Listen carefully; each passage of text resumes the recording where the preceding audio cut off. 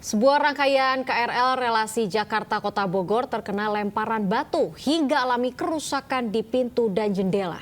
Diketahui pelaku pelemparan adalah anak-anak yang sedang bermain di pinggir rel yang iseng melempar batu. Bagian pintu dan jendela kaca rangkaian komuter lain ini nyaris pecah usai dilempar batu saat melintas di jalur antara stasiun Cilebut dengan stasiun Bogor, Jawa Barat. Kereta ini adalah rangkaian terbaru buatan China Railway Rolling Stock Corporation yang baru saja beroperasi. Pelemparan batu terjadi Jumat sore saat kereta melintas. Tiba-tiba terdengar suara hantaman yang disusul retakan pada kaca pintu dan jendela. PT KAI Komuter pun berhasil menangkap pelaku pelemparan batu. Setelah mendapat laporan, petugas pengamanan kami langsung melakukan penelusuran dan terduga pelaku berhasil ditangkap, seorang anak laki-laki. Selanjutnya kami serahkan ke kantor polsek setempat untuk dilakukan proses lebih lanjut sesuai dengan aturan yang berlaku.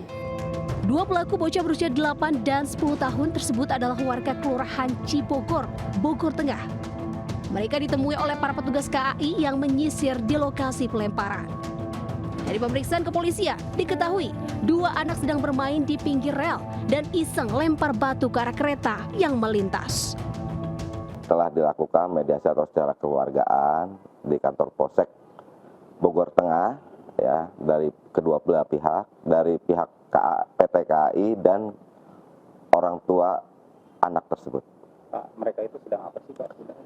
Jadi saat itu kedua orang anak itu sedang bermain lempar-lempar batu. Kemudian pada saat kereta melintas, batu tersebut mengenai kaca kereta tersebut. Meski tak ada korban jiwa, namun rangkaian kereta buatan Cina itu tidak bisa dioperasikan selama 3 hari ke depan karena harus dilakukan perbaikan. KAI meminta kepada para orang tua untuk selalu mengawasi dan juga memberikan edukasi kepada anak-anak mereka agar tak lagi melakukan aksi pelemparan batu ke kereta api yang melintas. Dari Jakarta, Rani Sanjaya melaporkan. Kita awali informasi pertama. Pemirsa, Jatan Ras Polrestabes Makassar meringkus 4 mahasiswa dari 2 kampus ternama di Kota Makassar akibat terlibat aksi premanisme. Masing-masing pelaku yang ditangkap ternyata tidak hanya terlibat dalam satu kasus tindak pidana.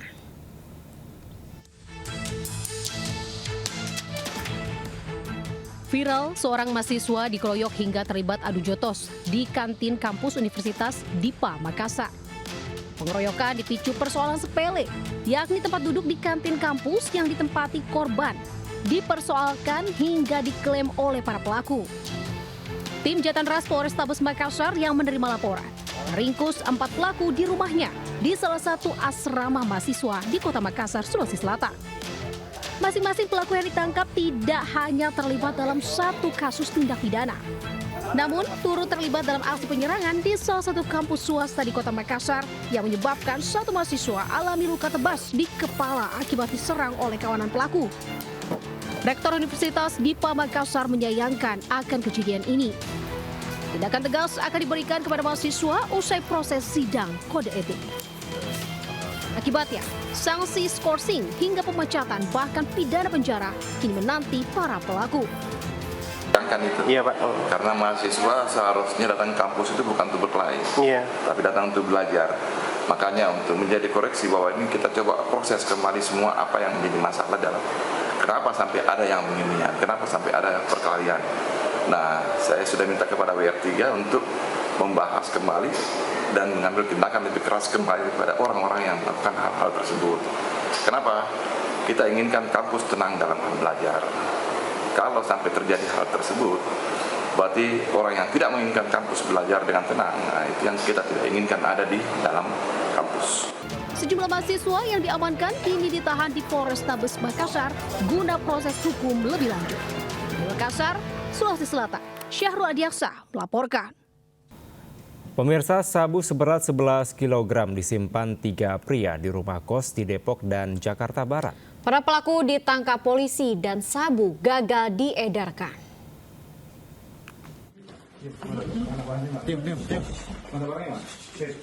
Polisi di Ditres Narkoba Polda Metro Jaya melakukan penangkapan 3 pelaku peredaran narkoba dengan membawa seorang ke sebuah rumah kos di wilayah Jakarta Barat. Setelah masuk, seorang pelaku diminta menunjukkan sabu. Pelaku mengambil sebuah koper yang berisikan sabu. 3 orang yang sudah ditetapkan tersangka berhasil diamankan di lokasi berbeda, yakni di Depok dan Jakarta Barat. Polisi mengamankan barang bukti berupa narkoba jenis sabu sebanyak 11 kg, timbangan digital, dan ponsel serta plastik klip besar. Sabu berasal dari jaringan Sumatera yang rencananya akan diedarkan di wilayah Jakarta dan sekitarnya, akhirnya gagal dijual. Dari Jakarta, Rizky Falupi, iNews melaporkan.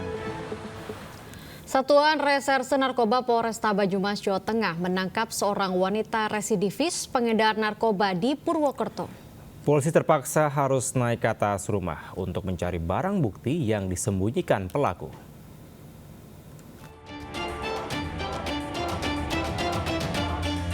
Anggota Satres Narkoba Polresta Banyumas terpaksa menaiki atap rumah untuk mencari barang bukti narkoba yang disimpan pelaku di Kecamatan Purwokerto Timur, Banyumas, Jawa Tengah.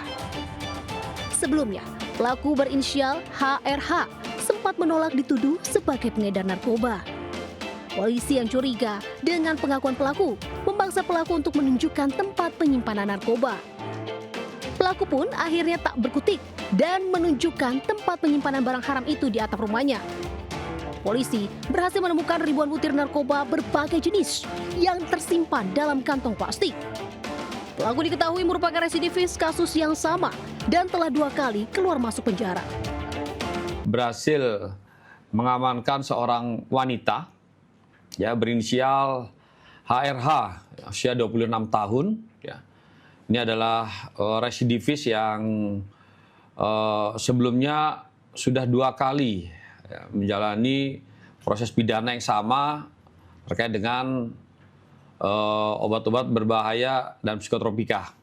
Atas perbuatannya, pelaku dijerat pasal 435 Undang-Undang Kesehatan dan pasal 62 Undang-Undang Psikotropika dengan ancaman hukuman 20 tahun penjara. Dari Banyumas, Jawa Tengah, Saladin Ayubi melaporkan. Pemirsa, sejumlah emak-emak yang sebagian merupakan ibu rumah tangga di Cirebon, Jawa Barat mengaku sebagai korban penipuan arisan dan investasi bodong. Tidak tanggung-tanggung, kerugian dari hasil penipuan mencapai miliaran rupiah.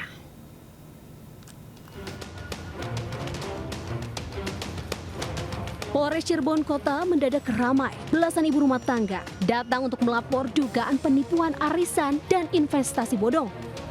Para korban mengaku sebagai bagian dari puluhan orang yang mengalami kerugian besar akibat ulah pelaku. Modus pelaku adalah menawarkan arisan dan investasi dengan iming-iming keuntungan tinggi.